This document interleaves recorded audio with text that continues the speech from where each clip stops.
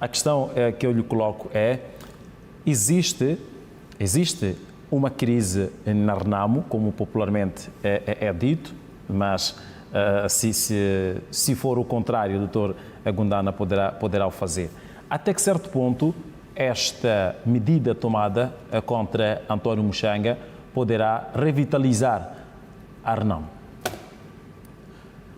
Muito bem, como dizias na sua primeira pergunta, a questão de crises, acho que são poucas organizações de massa que não têm crises.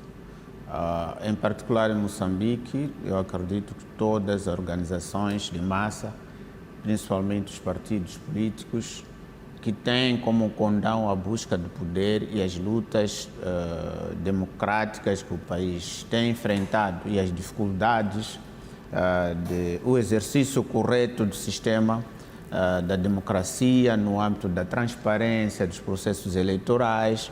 Todas as organizações terminam os seus processos eleitorais em Moçambique debaixo de crises. E para o partido Renamo é normal que isso esteja a acontecer, porque Renamo vinha sempre numa posição que os seus membros, apesar de reconhecer que lutou pela democracia, onde o poder se encontra via concurso, que é eleição, e quem concorre pode ganhar ou pode perder, ninguém está preparado para a derrota. Eu acredito que todo mundo, quando vai, seja lá em que tipo de jogo, vai com o espírito de vencer e nunca um espírito de derrota. Aliás, temos assistido isso nos outros meandros, como no futebol.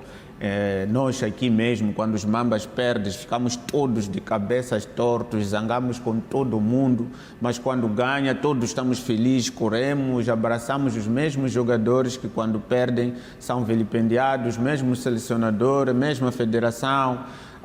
Quando perde é vilipendiado, mas quando ganha todo mundo está lá. Então, uma das coisas é o princípio de não conformismo com a derrota, porque ninguém se prepara para a derrota. A partir dali, temos todos que pensar quem é o culpado. Do mesmo jeito, isso acontece no mundo social dos falecimentos. Ninguém está preparado para perder o seu querido. Todos nós sabemos que a morte está lá, mas quando chega, ninguém está preparado para isso. Todo mundo choramos, mesmo sabendo que a pessoa não regressa, damos o nosso máximo para demonstrar o amor que tínhamos. Então, há crise, sim senhor, crise primeiro pela posição encontrada pós-eleições. Mas também já se vinha com conflitos de convivência entre algumas pessoas dentro do próprio partido. Nós, quando perdemos o presidente da Câmara, a partir da sua morte, naquela situação, sem vislumbrar quem que sucederia, houve de facto, de certa forma, alguma situação anormal dentro do partido para se encontrar. Indo para a questão, a segunda coisa que estavas a falar, quanto ao irmão Muxanga, se isto ajuda ou não ajuda, claramente não. Quando uma pessoa nasce filhos, a ideia é que todos os filhos cresçam na boa. Ninguém está ali à espera de que, se um não estiver, aqueles que ficam serão os melhores. Não, todos nós somos válidos. Não sou muito apologista de saída de ninguém, nem de suspensão de ninguém, mas todas as organizações têm regras. Tem lá princípios basilares que todo aquele que aceita deve cumprir. O não cumprir e não se conformar com essas regras significa não querer estar dentro daquele processo. Portanto, Muxanga violou as regras. Violou e violou constantemente. O que acontece? Uma coisa é liberdade de crítica e outra coisa é libertinagem na crítica.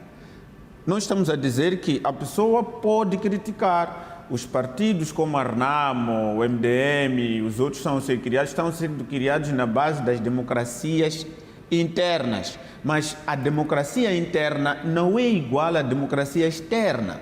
A democracia interna rege-se por estatutos do partido, que são os próprios princípios, todo mundo concorda com elas, se conforma, e as leis do país, que também consignam esses estatutos, porque se não estiverem em conformidade com as leis do país, os estatutos também não passam do ministério do qual são tuteladas todas as formações políticas. Então, o irmão Muchanga, quanto à sua crítica de querer ou não a permanência do líder, esse é o direito dele de o fazer. A única coisa que difere-se de como ele está a fazer isso, porque há fóruns, a nenhum dia ele já veio ao público dizer que eu fiz isto, me negaram. Eu estive no Fórum X, disse isto, negaram. Eu aproximei a entidade, falei isto, não fui ouvido. Mas já chegou oficialmente a intenção de Muchanga de se afastar o Suf Mahamat da liderança?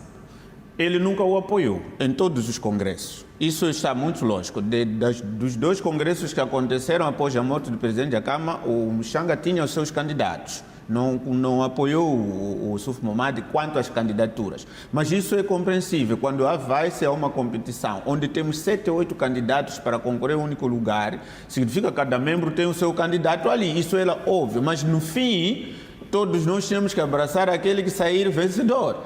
E ele é assessor do presidente do Suf Mahamat para a Zona Sul. Ele é assessor dele. Até a sua suspensão desempenhava essas funções? Ele é assessor dele, nunca foi tirado, desde o presidente da Câmara e o outro, quando tomou posse, também lhe reconduziu ao mesmo cargo.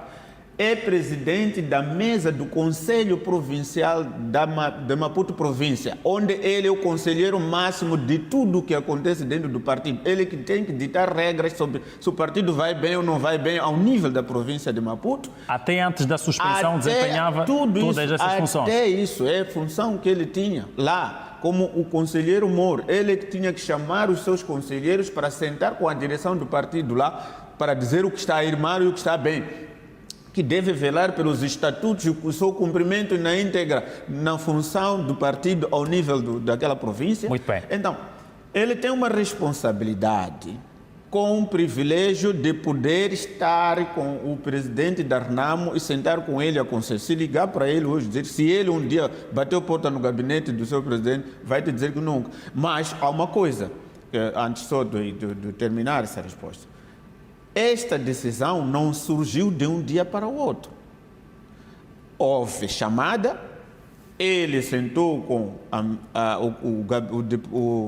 o Conselho Jurisdicional, essa que tomou a decisão, sentou com eles, conversaram, está consignado em ata sobre tudo aquilo que ele estava a fazer e que deveria moderar, deveria buscar outra forma de o fazer. Ele aceitou e a ata está lá. Continuou saindo dali a fazer das suas, foi-lhe chamado nota de advertência para que o senhor pudesse moderar na sua crítica. Não estamos a dizer que aceite as condições atuais do partido. Não, todo membro é livre de não aceitar, mas a forma como dirige-se ao próprio partido e ao seu líder devia. Foi chamado para uma nota descrita para que ele atendesse. Foi enviado pessoas, membros da Comissão Política Nacional, porque ele não aceitava mais vir ao encontro, para terem com ele, conversarem com ele, para ele dizer taxativamente se é problema só da saída do líder. Houve aconselhamento, o presidente do SUFO aceita sair, há marcações de reuniões. Primeiro agora vai ser dos quadros antigos combatentes, depois vem a reunião de quadros e vem o Conselho Nacional. O Conselho Nacional é que chama o Congresso. Mas o problema é que tem que chamar a televisão e dizer que eu já não sou líder. Eu acho que tem processos internos que devem ser feitos para o líder sair. Muito bem.